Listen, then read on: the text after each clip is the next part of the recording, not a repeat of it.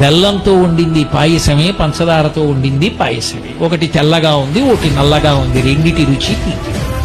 అది తెలుసుకున్న నాడు రంగు కోసం పాకులాడవు, పక్క పాత్ర కోసం వెంపర్లాడవు.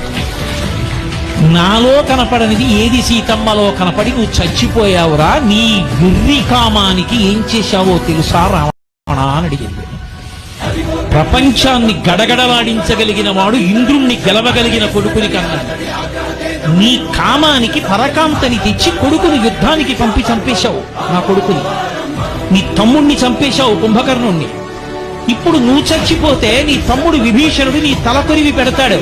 రేపు నీ చచ్చిపోతే నాకు తలకొరివి పెట్టే కొడుకుని మిగల్చకుండా చచ్చిపోయిన దౌర్భాగ్యుడా, నీ కామం నిన్ను చంపిందిరా.